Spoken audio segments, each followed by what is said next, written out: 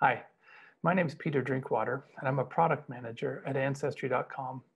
I work on the Find a Grave website, and that's what we're going to talk about today, is what Find a Grave is and how you can get the most out of it. To me, Find a Grave is a great success story of the internet.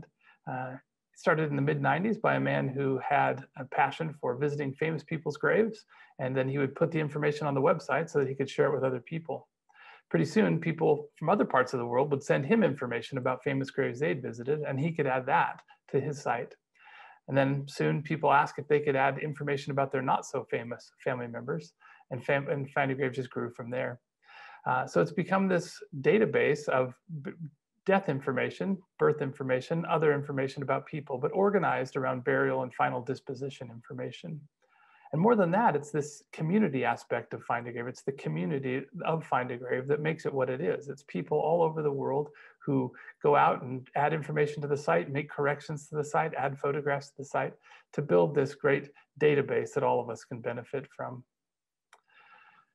It's important to have that background as we start because it helps you to know what Find a Grave is and what it isn't. Because memorials on the site can be built from someone just going out to the site and taking a photograph and then just adding only what's on the memorial headstone, or they could be created by a database from a cemetery. So in that case, they wouldn't even have the stone photo, but they would have just the burial information. Or they might be added by a family member who knows a lot about the person, has a lot of biographical information and knows family members and can link all those together. Or it might be made by someone who doesn't have that information. So each memorial is going to be a little different. It'll have a different amount of information. And whatever you find on Find a Grave, you'll want to verify that in some other place. This is all user contributed information. So it's important that as you find that, you check it with other sources. And if you have a correction to suggest, or if you have additional information to add, we hope you'll join the Find a Grave community to help improve the site. We don't have time today to cover a lot of the site, but we'll cover a few things that I hope will help you get the most out of it. So let's start by looking at the homepage. Here on the homepage, you'll find a variety of things that you can do on the site, from these general navigational points here at the top to different areas of the site, to these registration or sign-in information here at the right, which once you've signed in, you'll see your account information here at the right. Then down to these common activities that you might want to do on the site. But the focus of the homepage really is around this search, and that's what we'll start with today. When you're using Find a Grave, you can start with a really basic search, something where you just add a first name and a last name, and hit enter. You'll notice that here for this search for Ellen Jackson, we've got 1,000 matches, and that's a lot of matches to go through. But first, let me just show you how these results are organized. It shows you the name that returned as a result of your search, tells you their birth and death information, dates if we have it. And then over here, it shows you where they're buried. On the left, you'll see a thumbnail of the grave photo or whatever cover photo there is for the memorial, or in this case, you'll see that they don't have a grave photo. So you can know that that's something that still needs to be added to the site. You may also see some icons here next to these. This one indicates that there's been a flower added, or you may find a golden star, which indicates that they're famous, or some other icons there. Now again, 1,000 matches is a little too much to go through, but if we click this refine search here, we can add some additional information. Some ways to narrow your search that are most helpful and most basic are just to add some dates that you know for the person, or to add a location. Now I know that this Ellen Jackson died in 1999. I'm not exactly sure when she was born, but I know she was about 100 years old. So if I put in 1900 and I choose from this drop down here to say plus or minus 5 years, and I hit search, now it's going to narrow that to Ellen Jacksons who lived in that time period. And here we've just got the one Ellen Jackson who lived there.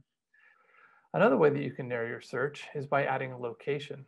So in this case, I know that Ellen was born in Biloxi, or was buried, sorry, in Biloxi in Mississippi. Now in this location field, you'll notice that as I start to type a location, it starts to suggest locations that we have on the site. So I've just typed the first part of Biloxi here, and I haven't put anything about the county, but it already shows that and has Mississippi. Now if I didn't know Biloxi was in Harrison County, but I could still add just Mississippi, and it would skip over the Harrison County and still return that. So if I click that and I hit search, it'll still find Ellen there. So that's a useful way to narrow your search by date or location. Now, if your search is a little more complicated, we have some more search options that you'll find next to the search button here on the search. If you open those, you'll see a lot of choices, and we won't go through all of those today, but two that I will show you quickly. One is if you use this similar name spelling option, if you check that box, then when you do your search, when you put in the last name, for example, if I do a search for Charles, and I want to search for Charles Allender, but I don't know if he was spelled with an H or with not an H. So if I put in just Charles Allender and then I hit search, because I have that similar name spelling checkbox, it will show results for Allender with one L, Allender with two L's. If I scroll down here, I can see one with an H. So that's a way that you can broaden your search just a little in case you're not familiar with it, you don't know how it was spelled. Another option that can be helpful is this maiden name search. So if I'm looking for someone that I know was her name, if I say look for Clara, and I know her maiden name was Lee, but I don't know what her married name was. I know she was, you know, if she was my mom's sister, I would know that her maiden name was Lee, but I didn't know what her married name was. I could do that search for Clara Lee and just do a maiden name. Now that's going to return quite a few results, 1,524. So if I refine my search, another thing I can do is I can add this option for a spouse, parent, child, or sibling. So in some cases on the site, memorials have been linked to each other with other family members. Now, for example, if I knew that Clara's husband's name was Hervey, sort of an unusual name, then I can add his name here and hit search. And then it will narrow to just the Clara Lees that are, Clara where the maiden name is Lee and then she had a spouse named Hervey. So here I find Clara Lee Antrim, who was married to Hervey Leroy Antrim. So those are a few tips about search. Let me just go back to the home page here. You'll notice that on the home page, you'll also see this option for search tips. So you can click that to learn a little more about search as you come back to use that. Now, sometimes when you're searching the site, you're not looking for a memorial, but you're looking for a cemetery. So up here at the top, you'll notice there's a tab for cemeteries, and I can click that cemeteries tab, and it will take me to a page where I can search for a cemetery. I can search by name. If I know the name of the cemetery I'm looking for, I can look for the Aberdeen Cemetery, and it will return a list of cemeteries that are named Aberdeen Cemetery with an indication of how many open photo requests, how many memorials there are in that cemetery, and where they're located, and the cover photo for that. Or I can also search for a cemetery by location. So if I know I'm looking for a cemetery in West Newton in Indiana, as I type that in and I select West Newton from the dropdown, you'll notice that the map here updates to that location. Now here on the bottom, you'll see a key that tells you a little bit about what these different dots mean. But if I click on this one that has a 2, that will zoom me in and show me the closer view so that I can click on those. And here we are, here's the West Newton Cemetery in Indiana.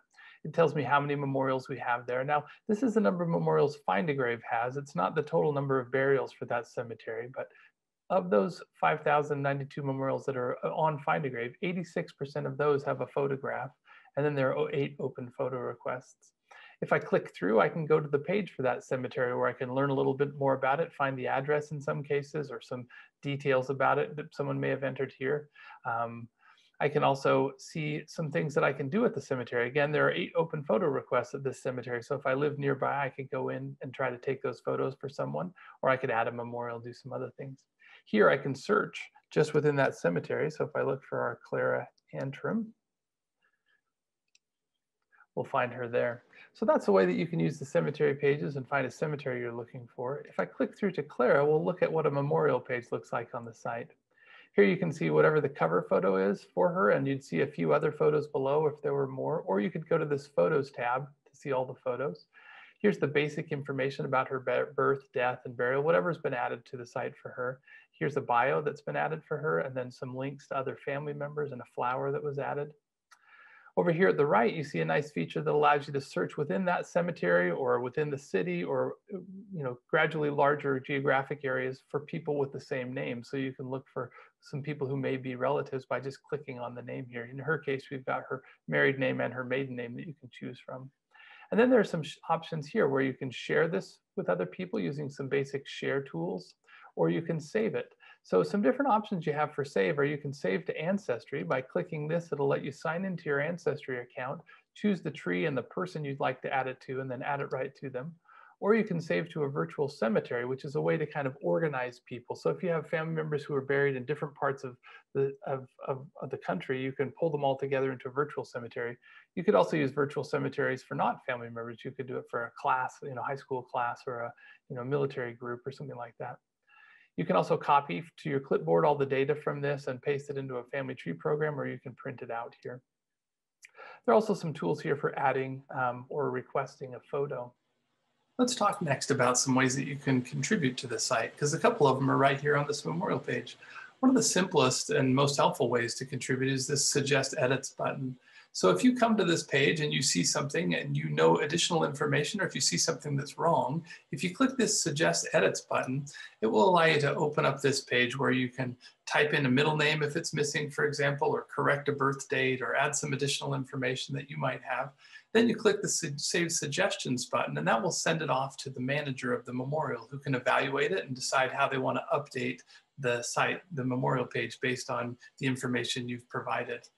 Another way that you can contribute is simply by adding a photo. So in this case, we've already got a grave photo, but if you had a photo of Clara, you could upload that just by clicking the Add Photos option, selecting the photo or dragging them from your desktop and putting them here, and that will upload it to this page, and that's a great contribution to make. You could request a photo, or in the case of another, if like we saw in those maps, if you go out to your local cemetery and there's some open photo requests, you could go and take a photo for someone and upload that to the site. Up here at the top of the page, you'll see this Contribute tab, and that's a tab where you'll find some of the most basic and helpful ways that you can contribute. You'll see them there. We'll talk about two of those today. One is to add a memorial. So if you click this button, the first step is to choose the cemetery where you'd like to add where the memorial that you're adding is found. And then we could say that's in the West Newton Cemetery in Indiana. Continue. Now, here, you'll notice it's not buried in a cemetery. If someone's been cremated or some other way, you click that and that will give you some options there. But here we'll choose this West Newton Cemetery. I would just type in the name and information that I've got for this person and click Add Memorial, and that will create a new memorial for the site. Once it's been added, you can go and put up a photo, or you can do other things that you'd want to. Another good way to add new memorials to the website is to start with photographs of gravestones. So you can go out to your local cemetery and take photos along the rows of gravestones, and then bring those back and upload them to the site. Our preference would be that you take those photos with a GPS-enabled phone or camera, so that when you upload the photos, it also brings the GPS coordinates with it, so that the memorial can have a specific location. That'll help as people who want to go visit that memorial come to the site, they can go and find it more easily. So once you've taken those photos, you just come back to this Contribute page and you click the Upload Photos button here. You type in the name of the cemetery where you've taken your photos, and then Indiana, and you select that photo and you say, okay, I want to select my photos. You find them in your drive and you just select, you can select one, multiple, you can do as many as you want. I'll just do one now for the sake of time, but you upload that photo and that will go into a queue to be transcribed. For the first 7 days that it's in that queue, you're the only person who'll be able to transcribe it. But after that, it'll go out to the Find a Grave community and people will volunteer and help to do that. So if you just like taking the photos and you don't like doing the transcription, don't worry. After 7 days, it'll go out to the community and they'll help you do those transcriptions. Once they've been uploaded, you can click this Transcribe Photos, or there's always the Transcribe button up here at the top of the page. That will take you to a page that shows you the photo you've uploaded. Here it's upside down, so I'll rotate that. And then I can type in the information that I find here on the memorial. If there's more than one person on the memorial, once I've typed in the first person, I'll just say Melba and Wheat. You'll see this Add Additional Person button appears, and I can click that and I can add the other people that are on that memorial as well. And I'll click Add Transcription, and that will create a memorial from the site and add that photo to that memorial. So those are a couple of great ways that you can add new memorials to the website. I want to take our last few minutes just to share with you a couple of things that you can do with the app that we've built for Find a Grave that's available for iPhone or for Android. I'll share my phone screen with you so that you can see what that looks like. We built the apps for the site to make it easy for you to go out, and particularly when you're out in the the field and you're using them in the cemetery, you can actually use your web browser on your phone to access the site. It's been designed so that it scales well and fits on your web browser. But when you're out at the cemetery, the Find a Grave app is a great way to quickly see what's out there and what you need to do. When you first open the app, you'll come to a screen like this that'll show you some options that you have. You can either do a memorial search or a cemetery search. You can see some of the things that are available to you there. I'll show you quickly 2 ways that I like to use the app when I'm out there. One is just to tap on this cemetery search option. When you tap on that, because of the location services on your phone, it knows where you are and it chooses the closest cemetery to you, with the, assuming that you're in that cemetery. So if you just tap on the name of the cemetery there, it'll open the cemetery page for that cemetery. Here you can see if there are any open photo requests for the cemetery. You see it there, so you can go out and fulfill those. You see how many memorials we have for the photo. You have an easy way to add grave photos, so you could upload photos for transcription here. Just click that button and you can take a bunch of photos of all the different graves and then come back and transcribe them later, or you can add an individual memorial. One thing I like to do when I go out to the cemetery is just to tap on this number of memorials that are there. And what that'll do is it'll show you a list of all the memorials that we have. Shows you the image that we have for them, the name, and the birth and death years. You'll notice that on this one, we have these 2 icons next to it. The camera icon indicates that we don't have a grave photo yet for that memorial. So you'd know, hey, there's one that I need to take a photo for. Or this pin icon indicates that we don't have GPS coordinates. So for a lot of the memorials that we have on the site, the photos were taken before GPS was readily available. So you could go out to the site and you can just add only the GPS. If you add a new photo to the memorial, it will add the GPS with the photo as well. So I can come out here and I can go out to I'm out at the cemetery and I can do a search here. Say I go out and I'm standing over a gravestone there. I can type in a search and I can see, okay, I'm looking at this gravestone for someone named Gary Lynn Draper. And I see here quickly that it doesn't have a photo. So here I can either click through and then you'll see, just tap that add grave photo. Say you can either take a photo or you can choose one that you've already taken and upload that right to his page. If I also, in the iPhone app, you can just swipe to the side there and tap that. Now, if you already had a photo and I only needed to add GPS, while I'm standing next to his grave, if I just tap that add GPS button, that will add the GPS. I won't do it here because I'm not standing over his grave. But that's a great way that you can add additional information. You can see what's available, see what you need to do, and then you can take those photos. And then adding those gravestone photos is another great way to use the app. As you're out there, just to take those photos, upload them. You can transcribe them on the app, but it's probably easier to come home and do it on your computer where you can see those things a little better. So there's a quick overview of some of the things that you can find on Find a Grave and some of the ways that you could be part of the community and contribute to the site. If you're wondering where to get started, I'd suggest coming out to the site and doing a search.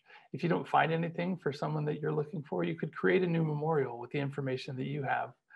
If you do find one and you find that there are errors or that something that needs to be added, you could contribute by making those suggestions to the current manager of the site.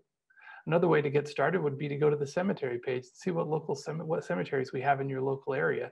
And then going out to those cemeteries, see if there are any open photo requests you could help with, or just taking photos of graves that haven't been documented yet. I definitely encourage you to get that app and take that out there if you're going to go out to the cemetery. It'll make things a lot easier for you and will especially help as you get those GPS coordinates for the memorials. Well, that's about all we have time for today. Hopefully something that we talked about today will help you have an idea of what you can do next time you come to the site to get more out of Find a Grave. Thank you.